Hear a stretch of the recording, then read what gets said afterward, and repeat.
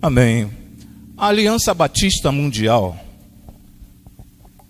também a nossa Convenção Batista Brasileira, a nossa associação, aliás, a Convenção Batista Fluminense também, e a nossa Associação Belforrochense, comemora no dia de hoje o Dia dos Diáconos. Então, mundialmente, a nível batista, é conhecido este dia, o Dia do Diácono Batista. Estou dando esta explicação para os nossos visitantes que estão vendo essas senhoras elegantes aqui à frente, esses senhores aqui desarrumados, aqui na frente, que hoje é o Dia do Diácono Batista. Tá? Esse informe é para os nossos visitantes, que de repente vocês podem olhar, observar e falar assim, o que está acontecendo? Por que aqueles irmãos estão assentados lá? Segurança do pastor? Não, não é segurança. Aliás, são minha segurança porque eles estão orando por mim. Estão assentados ali, mas estão orando. Então, é minha segurança. Então, hoje, nós comemoramos o Dia do Diácono Batista. Tá bom? E com muita alegria nós recebemos vocês, nossos visitantes, recebemos aqui nesta igreja. Eu sempre tenho dito aqui em alguns cultos, se você ainda não tem um lar espiritual, faça desta casa o teu lar espiritual. Nós teremos a imensa alegria e satisfação de recebê-los como membros da nossa igreja. Então ficaremos muitíssimo alegres. E você aqui terá um acolhimento, terá pessoas para ajudá-lo em diversas áreas, em várias situações. Quero convidá-los a abrirem suas Bíblias num texto que vocês não têm a mínima ideia que será lido nesta noite. Vocês vão buscar na Bíblia de vocês, vocês não têm a mínima ideia. Vamos falar sobre o diaconato, sobre serviço. Atos 6. Aliás, antes de colocar Atos 6, gostaria que colocasse isso. Ali eu coloquei como tema da mensagem a importância do serviço. A importância do serviço. Amém, amém, amém. Vamos ler agora a palavra do Senhor. Amém. Aí vem o segundo slide, que está falando onde está. Atos 6, de 1 a 4. Se quiserem acompanhar na Bíblia de vocês, podem acompanhar pela Bíblia de vocês, mas esses versículos estarão ali nos slides. Naqueles dias, crescendo o número de discípulos, os judeus de fala grega, entre eles, queixaram-se dos judeus de fala hebraica, porque suas viúvas estavam sendo esquecidas na distribuição diária de alimento. Versículo de número 2. Por isso, os 12 reuniram todos os discípulos e disseram: não é certo negligenciarmos o ministério da palavra de Deus a fim de servir às mesas. Os irmãos, escolham entre vocês 7 homens de bom testemunho, cheios do espírito e de sabedoria. Passaremos a eles essa tarefa. E por último, e nos dedicaremos à oração e ao ministério da palavra. Amém? Vamos orar mais uma vez. Pai querido, de infinita misericórdia, nós queremos te agradecer mais uma vez, porque esta igreja procura cumprir a tua palavra, ó Senhor Deus. Muito obrigado, ó Senhor Deus, pelos estes diáconos instituídos aqui na tua igreja, em todas as igrejas na face da terra, ó Senhor Deus, todas as igrejas batistas que hoje estão prestando uma homenagem àqueles servos, àqueles que se dedicaram e que se dedicam à tua obra. Muito obrigado, ó Senhor Deus, por mais esta oportunidade de falarmos e ouvirmos a tua voz.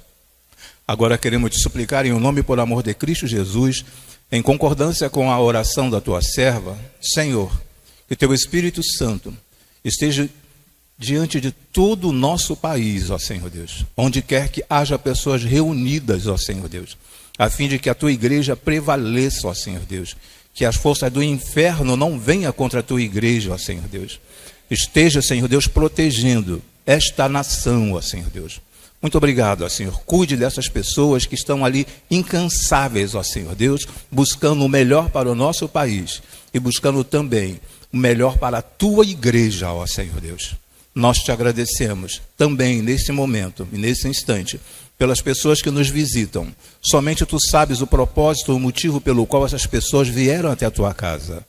Senhor, que nesta noite elas possam sair daqui com o coração mais tranquilo, diante dos louvores que elas ouviram, diante das orações que já foram feitas, e mediante a tua palavra que será apresentada neste momento, ó Senhor Deus. Ajude essas pessoas e ajude a cada um de nós, membros desta igreja. Continue, ó Senhor Deus, com as tuas mãos estendidas sobre nossas famílias.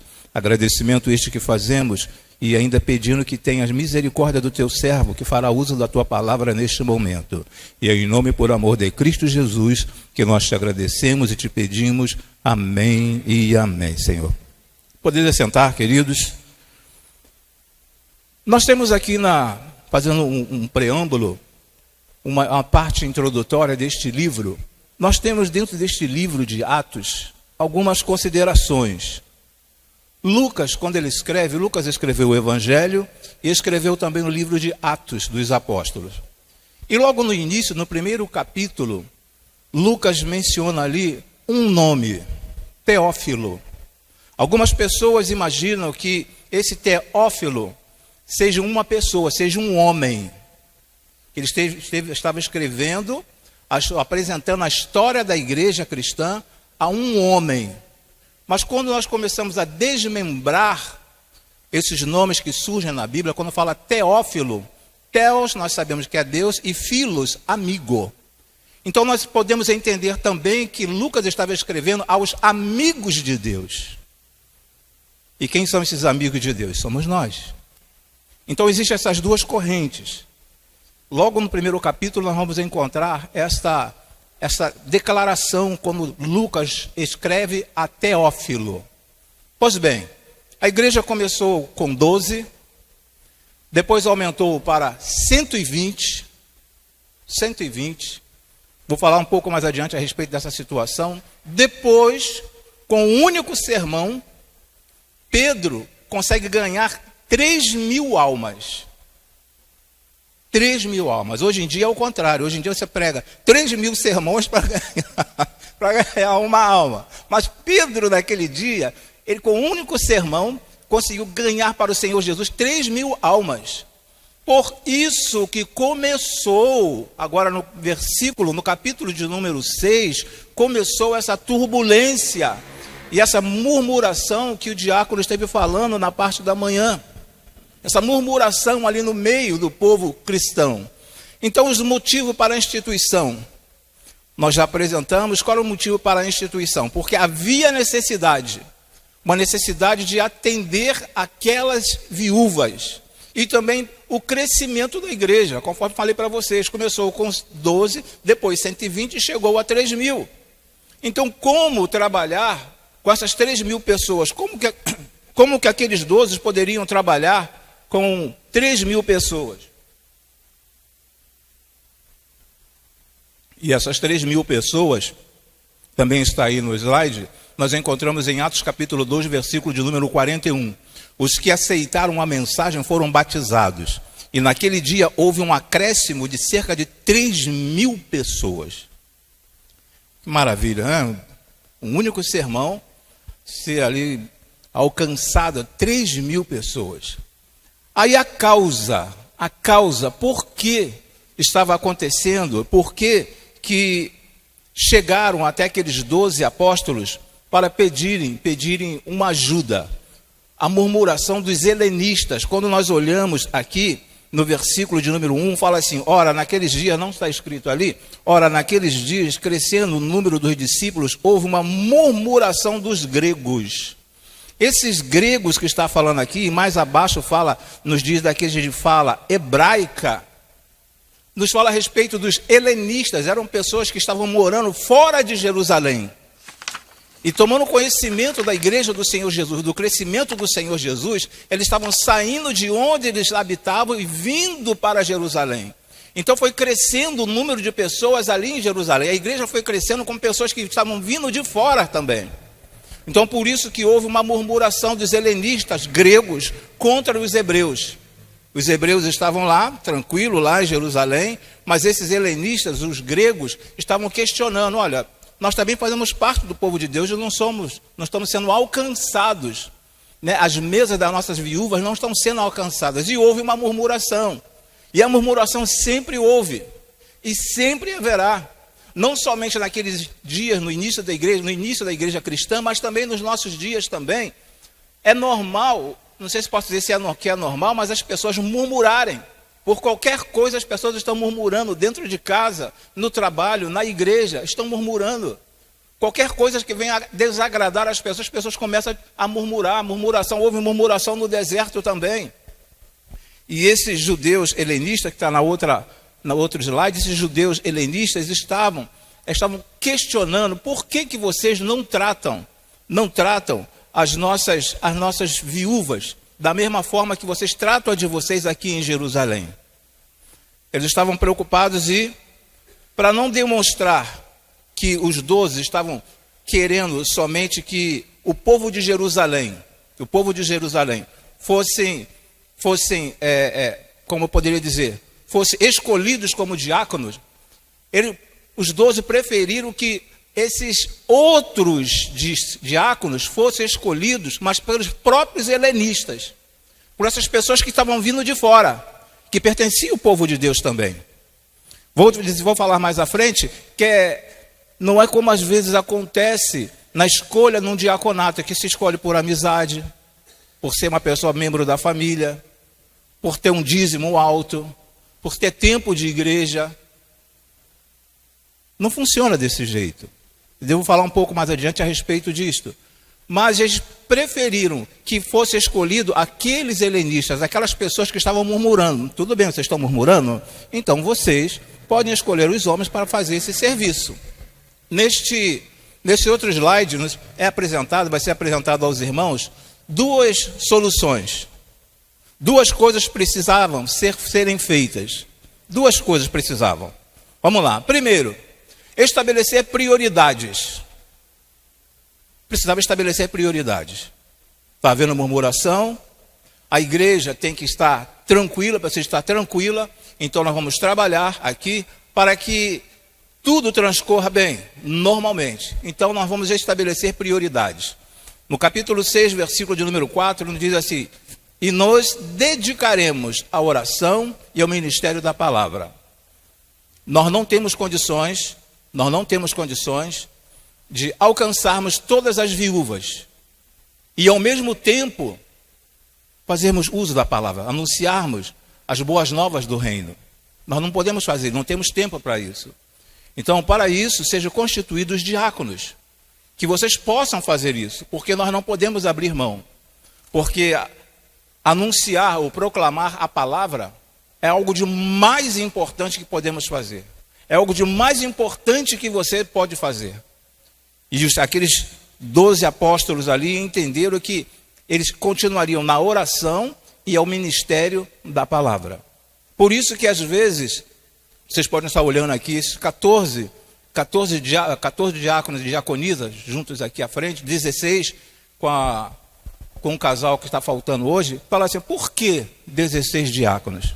Porque eles ajudam o pastor. Eles ajudam a igreja. Eles estão sendo úteis também dentro do reino de Deus nesta área específica. Está ajudando as viúvas. Está servindo a mesa do Senhor. E servindo a mesa do pastor também. Então, por isso que eles foram chamados, foram escolhidos, foram chamados por Deus, escolhidos também por Deus e pela igreja, pela liderança da igreja, para poder dar continuidade a um trabalho que o pastor sozinho não consegue fazer. Muitos pastores infartam, muitos pastores têm assim uma série de problemas cardíaco ou cardiovascular. Por quê? Porque querem fazer tudo sozinho. Querem trazer tudo para si. E quando você não passa alguma tarefa para outros ministérios, para outras pessoas, você fica sobrecarregado, você não aguenta. Você não aguenta. Nenhum pastor aguenta. E eu fico admirado quando alguns pastores chegam a dizer assim: tem 10 anos que eu não tiro férias. Quem aguenta ficar 10 anos sem tirar férias, irmãos? Lidando, não apenas com uma pessoa, mas lidando com cada um membro de igreja. E todos nós não somos iguais. Somos diferentes uns dos outros. A cabeça do pastor é igual a de vocês também. Às vezes os pastores não aguentam. Nós não aguentamos. E aí então surgiu esta ideia dos apóstolos. Falaram assim: olha, vamos constituir diáconos.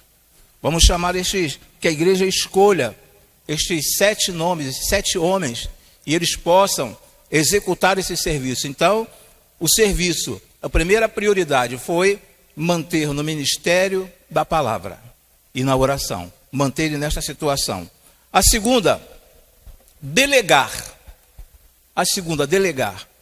Está aí no versículo de número 3. Irmãos, escolham entre vocês 7 homens de bom testemunho, cheios do espírito e de sabedoria, passaremos a eles esta tarefa.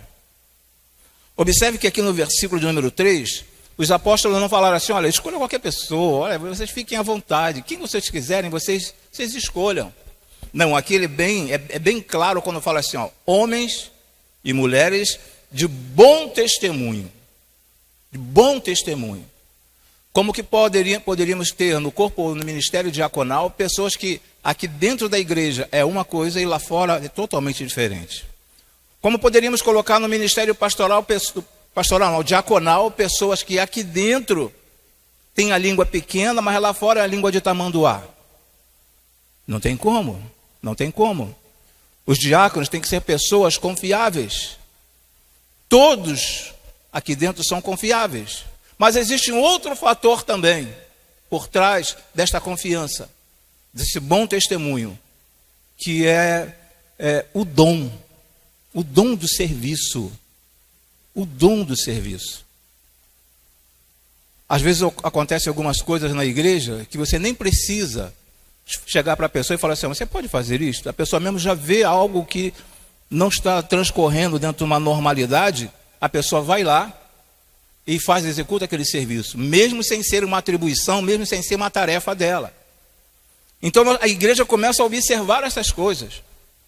Então, mais uma vez, falando aos irmãos, o diaconato, diácono e diaconisa, não são convidados, não são escolhidos por serem assim, pessoas que tomam café com o pastor, pessoas que convidam o pastor para almoçar. Não. Mas são pessoas com um bom testemunho. Aí, em segundo lugar, vem cheios do Espírito. Pessoas que permitem que o Espírito Santo trabalhe na vida delas. Ser cristão é fácil. Ergo um dos braços, reconheço que Cristo é meu Salvador. Mas e aí, o Espírito Santo? Que é Ele que está trabalhando neste momento na face da terra.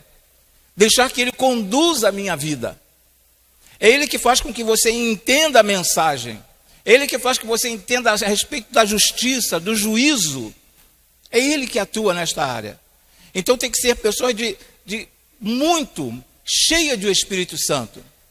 Quando vai fazer uma visita, chegar ali, sabe, não contando aquela piada e chegando mostrando o zap, levar a ceia, entregar a ceia para os enfermos da igreja, chegar ali contando piada, nada contra de vez em quando dar uma gargalhada, brincar um pouco, mas tem que estar cheio de Espírito, saber o porquê foi fazer aquela visita, por que está ali, porque aquela pessoa está esperando também da parte deles uma palavra. E como eu darei algo que eu não tenho? Como eu darei algo que eu não tenho? Se eu não gosto de orar, se eu não gosto de ler a palavra do Senhor, como que eu posso oferecer algo de espiritual a alguém se eu não tenho esse conteúdo? Então, por isso, naqueles dias, eles falaram assim, tudo bem, vocês podem escolher aí algumas pessoas para fazer parte desse ministério, mas escolham pessoas de bom testemunho, cheio do Espírito e de sabedoria. Sabedoria. Porque se for perguntar a cada um deles o que eles já ouviram nestas casas, quando eles vão fazer uma visita, irmãos, tem que ter muita sabedoria. Porque de repente vão ficar, é mesmo, né? Aquela igreja é cheia de problema, é mesmo, né? Aquela igreja, o diácono Ezequiel, meu Deus do céu, só o Senhor na causa. Tem que ter sabedoria. Tem que ter sabedoria. Vai saber ouvir e vai saber falar também. Não pode ser simplesmente uma sabedoria humana, mas uma sabedoria que vem do alto. Uma sabedoria que vem do alto. Então, quando foi ali delegado esta tarefa para aquelas pessoas, tinha que ser cheio, ter um bom testemunho, cheio do Espírito Santo e de sabedoria também. Aliás, a sabedoria é algo que nós não conseguimos adquirir com facilidade. Temos que pedir a Deus. Temos que pedir a Deus. Cultura é uma coisa, inteligência é outra, grau de instrução é outra, e sabedoria é totalmente diferente. Precisamos pedir ao Senhor sabedoria para lidarmos com determinadas situações. E é justamente isto que aqueles apóstolos estavam passando para aquele grupo. Passaremos a eles essa tarefa. Passaremos para estes que vocês escolherem essas tarefas. Parafraseando, vocês não tragam aqui para nós, não me apresente ninguém que esteja fora desse padrão. Que esteja fora desse padrão. Tem que ter assim, um cuidado muito grande na escolha dos diáconos em uma igreja evangélica. Tem que ter um cuidado muito grande, porque existe um ditado nas empresas, uma regra nas empresas que diz o seguinte: nunca contrate alguém que você não possa demitir. Nunca contrate alguém que você não possa demitir. Os embaixadores do rei, eles têm uma frase que diz o seguinte: uma vez embaixador, sempre embaixador do rei. Diácono também, uma vez que você foi consagrado, você sempre será um diácono. Independe do estado que você venha morar, independe do país que você vai morar, você sempre será um diácono. Sendo membro de uma igreja batista, de uma igreja presbiteriana, de uma igreja congregacional, de uma Assembleia de Deus, você sempre será um diácono. De repente pode não ser reconhecido naquela igreja como diácono, mas você não vai deixar de ser um diácono. Então por isso que precisa ter muito cuidado na escolha dos diáconos. Porque, mais uma vez, igual algumas empresas, ela tem essa meta, essa ideia, nunca contrate alguém que você não possa demitir. Tiago nos fala a respeito dessa situação de impor as mãos. Nos fala sobre a situação de impor as mãos sobre a cabeça de alguém, precipitadamente. Precipitadamente. Então, aqueles homens que estavam ali em Jerusalém, eles estavam por demais preocupados a respeito da escolha. Quem vocês estarão me apresentando para este ministério? E aí nós pensamos, será que somente os diáconos precisam ser pessoas de que dê bom testemunho? Não. Na qualidade de cristão que somos, nós precisamos dar um bom testemunho. Um bom testemunho. Você pensa que não, mas o seu vizinho está escutando o que está acontecendo na sua casa. O vizinho está escutando o que está acontecendo na sua casa. O vizinho está ouvindo as suas palavras. As suas palavras. A música que você está ouvindo. A música que você está ouvindo. De repente alguém liga para você, ou então os vizinhos, vocês sem querer aumentam o volume lá do rádio, e onde o rádio está tocando, tem cabaré essa noite. Olha o testemunho que você está dando. Olha o testemunho que você está dando. Na qualidade de cristão. Bom testemunho. As pessoas precisam olhar para você, olhar para cada um de nós, quando nós saímos de casa, e falar assim, eu gostaria de ser igual aquela família ali. Que diferença. Que diferença essa família faz aqui no bairro? Que diferença esse homem faz aqui no bairro? Que diferença essa mulher faz aqui no bairro? Porque pode acontecer do esposo ser evangélico e a esposa não ser. Pode acontecer da esposa ser evangélico e o esposo não ser. Mas as pessoas querem olhar para nós porque elas estão buscando um referencial. Não apenas o Brasil, mas outros países estão buscando um referencial errado. Estão buscando um referencial errado. Se o mundo olhasse para cada um de nós, cristãos, servos do Senhor, que cumpre, que vive a palavra, o mundo seria diferente. Pedro conseguiu, no único sermão, alcançar 3.000 almas, porque aquelas pessoas estavam vendo o testemunho de Pedro. Olhavam para a vida de Pedro. Por isso que era mais fácil. Mas hoje em dia torna-se mais difícil, irmãos. Delegar. Então, hoje precisamos não apenas dos diáconos, mas também de cada cristão que sejam cheios do Espírito Santo de Deus. Cheio do Espírito Santo. Pessoas também de sabedoria. Sabedoria.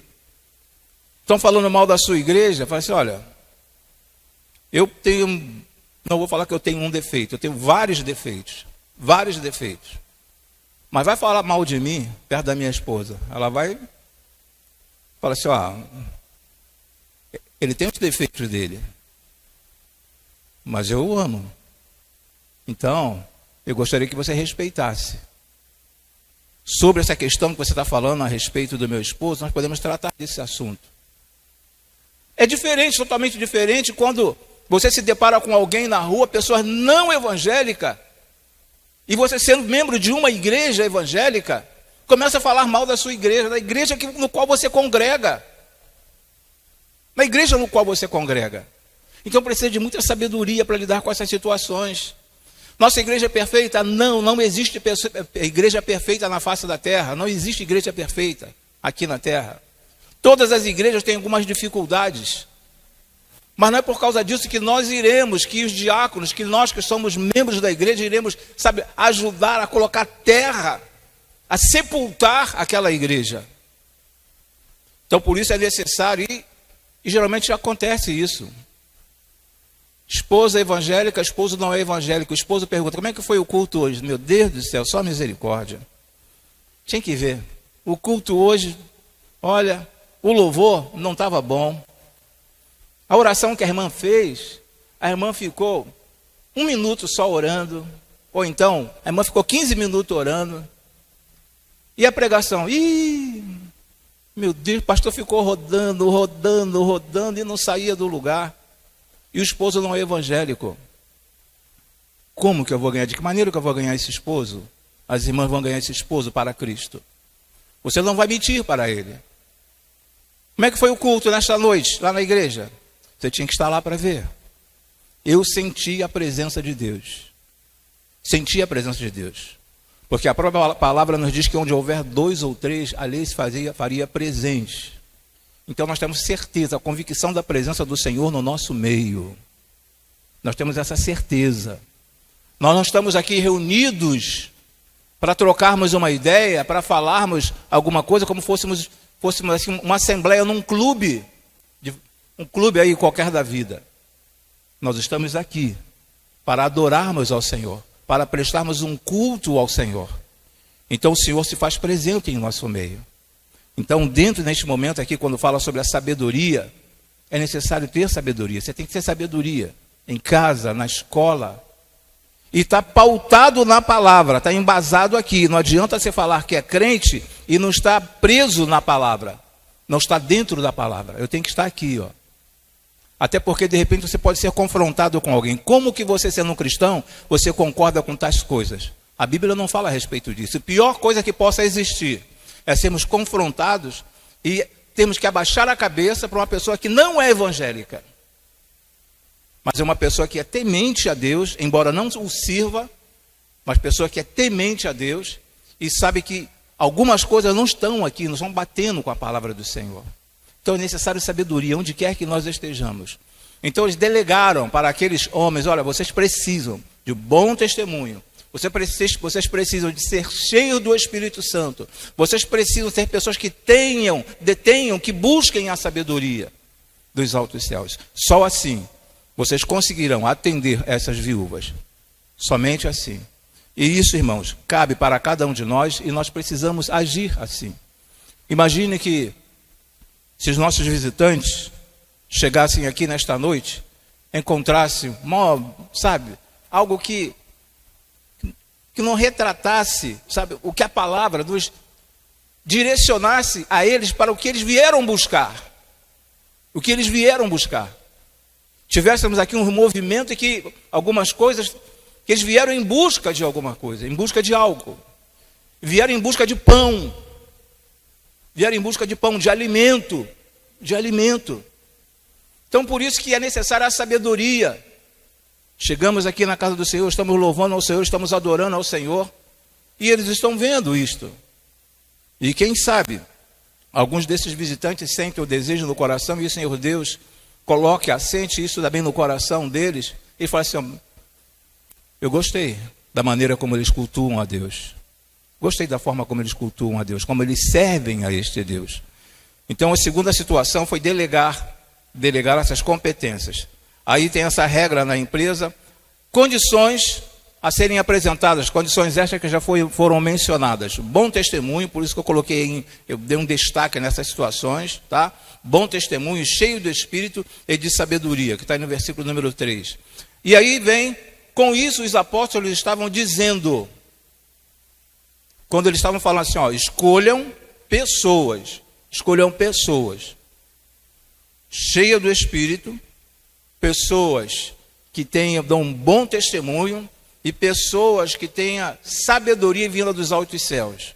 Com isso os apóstolos estavam dizendo, não por grau de parentesco. Não por grau de parentesco. É normal, ou não sei se é normal ou anormal, às vezes, nós indicarmos uma pessoa para um cargo, para uma ocupação, uma liderança na igreja, por parentesco. Por parentesco. Isso não é normal. Isso não é agradável aos olhos de Deus, porque às vezes a pessoa não foi chamado para aquele dom, para aquele tipo de serviço. Não foi chamado por Deus para aquele tipo de serviço, mas por ser meu parente, fulano, poxa, injustiça que a igreja está fazendo. A igreja não poderia agir desse jeito. Porque eu estou pensando, porque é meu parente. Um dia o meu filho quis ir para o seminário. Minha esposa falou com ele, por que você quer ir para o seminário? Ele apresentou uma série de defesas a ela, porque o motivo pelo qual ele queria ir para o seminário. Ela falou assim, olha, Deus não está te chamando. Você que está querendo ir para resolver algumas questões. O meu filho mais velho. Você que está querendo ir para o seminário para resolver algumas questões. Deus não está te chamando para esse ministério. Ela foi bem convicta. Então imagine, na qualidade de pai, poderia, não, meu filho, vai para o seminário, eu vou te apoiar, vou te dar uma força, porque eu já estou pastoreando há algum tempo. Isso algumas décadas atrás. Eu poderia falar perfeitamente, mas não, irmãos. Não poderiam chamar alguém por parentesco. Por parentesco, a pessoa tem que ter um chamado. Tem um chamado, vai em frente. Tem um chamado, Deus vai confirmar. A igreja vai ver como que eu vou assumir um compromisso na igreja. Se eu não sou aluno da escola bíblica dominical, se eu falto aos cultos na igreja, se eu não faço também a minha parte dentro dos dízimos e oferta, principalmente dos dízimos, como que eu falo assim? Eu fui chamado por Deus. Que chamado é esse? Que chamado é esse? Com isso os apóstolos estavam dizendo, não por amizades. Às vezes nós formamos um círculo de amizades e na hora de uma votação, nós votamos por amizade. Gosto tanto de fulano. Fulano é meu amigo, é muito aqui, é muito colado comigo. Há um fechamento com ele, eu vou indicar o nome dele. Você tem um fechamento com ele, mas será que ele está fechado com Deus? Então, quando os apóstolos falam assim, olha, escolham pessoas, mas pessoas que sejam íntegras. Não vem para cá apresentar só porque é seu parente, não. Aliás, existem pessoas dentro da nossa parentela que têm condições de ocupar um ministério. Me entendam também. Existem pessoas dentro da parentela que têm condições de ocupar o ministério. Mas o que eu estou mencionando, o que eu estou falando aos irmãos, não é que a pessoa vá para o ministério por ser parente. Por ser parente, irmãos. Uma outra situação, não por afinidade. Eu gosto tanto. Poxa, a irmã fala tão bem. Estou sempre em contato com a irmã. Eu não perco assim um encontro com esta irmã. Eu estou sempre conversando com ela. Estou sempre falando com ela a respeito de alguns assuntos. Ela me trata tão bem. Por afinidade. A igreja do Senhor não vai crescer. Não vai avançar. Haverá sempre um obstáculo a ser ultrapassado. Porque este não é o tipo de igreja que o Senhor Deus espera. Esse não é o tipo de igreja que o Senhor Jesus instituiu na face da terra. Não funciona deste jeito. As coisas não funcionam a meu bel prazer. Existe um Deus que está tomando conta, que cuida de todas as coisas. Existe um Deus que está acima de todos e de todos. Então a igreja não funciona porque eu tenho uma afinidade, porque eu tenho um parentesco, porque eu tenho uma amizade. Não funciona desse jeito a igreja do Senhor. Eu tenho que buscar a orientação do Senhor. Será que verdadeiramente Deus está me chamando para esta situação? Será que Deus verdadeiramente está me chamando para este ministério? E isso não acontece somente com os membros da igreja, não. Acontece com pastores também. Uma certa ocasião, eu fui para um outro país, estava lá, a igreja me convidou para ficar naquele país pastoreando a igreja. Minha esposa, como sempre, a mulher de Deus, né? será que essa é a vontade de Deus ou você que quer ficar aqui? E pior que eu queria ficar ali. Eu queria ficar ali. Era uma coisa minha, coisa do homem. Mas o reino de Deus não funciona desse jeito. E é necessário que tenha alguém ao seu lado para lhe mostrar, para lhe orientar. Para te, mostrar o caminho. Então, para ser o diácono de uma igreja, é necessário, irmãos, que passamos por esta peneira, por essas 3 peneiras, ser cheia do Espírito Santo, dar um bom testemunho e também ser uma pessoa com muita sabedoria. O ministério é algo sério. A uns Deus chama. A uns Deus chama. Outros se oferecem.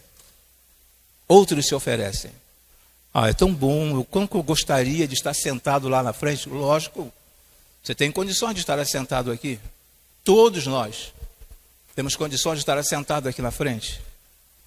São pessoas que super importantes? Não são super importantes. Apenas estão fazendo a vontade do Senhor. Aquilo que o Senhor o designou, eles entenderam que eram chamados de Deus. E eu vou contar algo para vocês, hein? É muito difícil. É muito difícil ser um diácono e ser uma diaconisa. É muito difícil. Difícil no intuito das pessoas reclamarem. Onde está o diácono que não vê uma coisa dessa? Onde estão as diaconisas que não vê uma coisa dessa? São muito cobrados por muitas coisas na igreja. Às vezes, algo que fogem às atribuições deles, eles são cobrados. Da mesma forma também que nós, como membros da igreja do Senhor Jesus, nós somos cobrados também. Onde quer que nós estejamos, onde quer que você esteja, seja aquela pessoa que dê um bom testemunho, seja aquela pessoa que tenha condições de, quando você abrir, existe não vou dizer poder seria uma coisa muito, muito simplória, uma coisa muito simples, mas existe algo assim tremendo na nossa palavra, quando você abre a boca para falar, da parte de Deus para alguém, é algo por demais importante,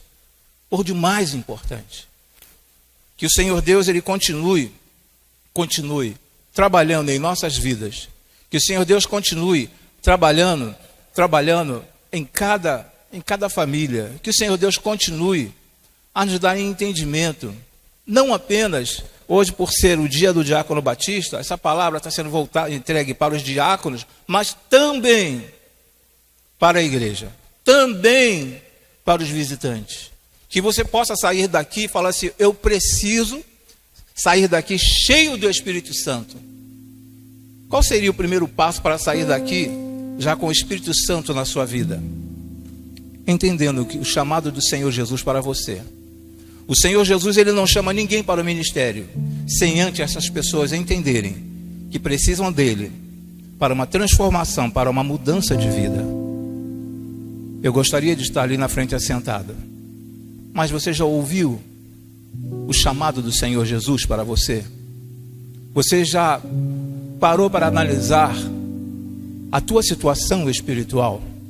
Como que você se encontra? Como que eu me encontro neste momento?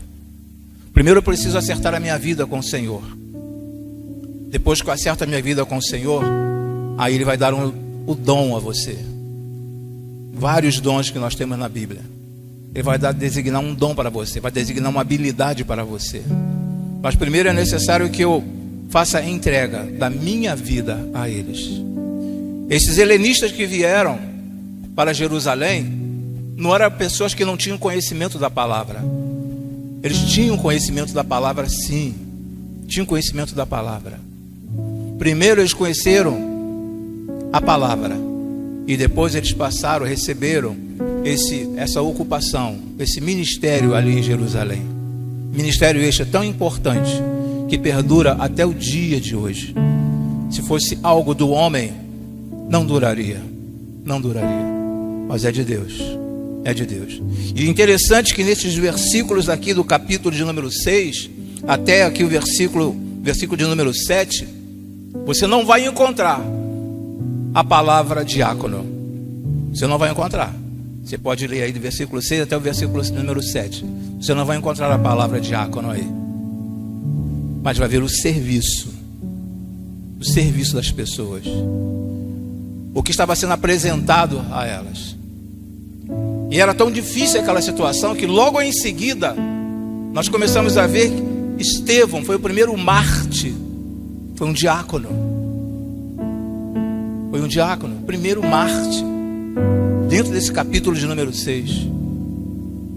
A vida de um diácono não é fácil, a vida de uma diaconisa não é fácil, a vida de um cristão não é fácil, porque nós não estamos em uma bolha, nós vivemos neste mundo e estamos juntos com muitas pessoas que pensam diferente de nós,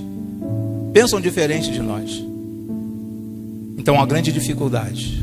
Mas a partir do momento que você recebe a Jesus como teu único e suficiente Salvador, a tua cabeça dá uma guinada de 360 graus e você começa então a pensar de uma forma diferente. O que faria Jesus no meu lugar? Em meus passos, o que faria Jesus? Será que eu estou agindo de acordo com a vontade de Deus? Que você possa sair daqui nesta noite, você que é membro desta igreja, que você saia daqui com uma convicção, querendo até descobrir o dom que existe em você, que muitos cristãos não sabem o dom que existe. Hoje pela manhã eu fui procurado por uma irmã, e a irmã falou: pastor, aquela ferramenta que o senhor falou sobre o teste dos dons, fiquei satisfeito porque houve uma pessoa interessada. E quem sabe também nesta noite Deus não ficaria muitíssimo alegre que você falasse assim: Senhor, eu quero ser mais um no teu exército, eu quero entregar a minha vida diante de ti, diante do teu altar. Mas essa entrega de vida e esta reconciliação não quer dizer que você tem que ser membro desta igreja, não. Esta entrega de vida, você pode escolher a igreja evangélica que você quiser. Essa reconciliação, você pode se reconciliar aqui e buscar a igreja que você quiser. Quem sabe esta noite possa haver alegria nos céus, como houve alegria no meio daquele povo helenista. Quem sabe que nesta noite possa haver alegria nos céus. Estarei orando neste momento com você e por você, por todos aqui, pelos nossos visitantes também. Vamos curvar nossa cabeça e vamos orar ao Senhor. Pai querido de infinita misericórdia, aqui estamos nós, ó Senhor Deus, mais um domingo, ó Senhor Deus. Aqui viemos para receber de Ti, ó Senhor Deus, uma palavra e também oferecermos um culto a Ti, ó Senhor Deus. Muito obrigado, ó Senhor Deus, porque fomos bem recebidos por Ti aqui nesta igreja, ó Senhor Deus. Nós te agradecemos, ó Senhor Deus, por esta oportunidade que Tu concedeste a cada um de nós e aos nossos visitantes também de estarem conosco aqui nesta noite, ó Senhor Deus. Senhor, que as Tuas mãos estejam sobre cada lar aqui apresentado. Que as Tuas mãos estejam, ó Senhor Deus, sobre o lar de cada diácono, de cada diaconisa. Que as Tuas mãos estejam estendidas sobre o lar das pessoas que nos visitam nesta noite, ó Senhor. Somente Tu sabes o que está acontecendo naquela casa, ó Senhor Deus, e na vida dessas pessoas. Eu não sei se são pessoas afastadas da Tua igreja, ó Senhor Deus, afastadas de Ti, ó Senhor Deus, mas nós te suplicamos por estas pessoas. Traga o entendimento dessas pessoas, ó Senhor Deus, a necessidade que nós temos, a necessidade que elas têm, ó Senhor Deus, de um reencontro contigo e de aceitação do Teu Filho como o único suficiente Salvador. A mensagem foi apresentada, ó Senhor Deus, a eles. Os louvores foram entoados, apresentados a Ti, ó Senhor Deus, em primeiro lugar, mas com a certeza de que alcançou o coração também dos ouvintes, ó Senhor Deus. As orações feitas aqui também, ó Senhor Deus. Os louvores apresentados, todos os louvores, ó Senhor, nós te agradecemos. Muito obrigado, ó Senhor Deus. Nós te agradecemos e te suplicamos em nome e por amor de Cristo Jesus, por mais esta oportunidade de podermos comemorar o dia do Diácono Batista, ó Senhor Deus. Agradecimento este feito em nome e por amor de Cristo Jesus. Amém e amém, Senhor. Amém, Senhor.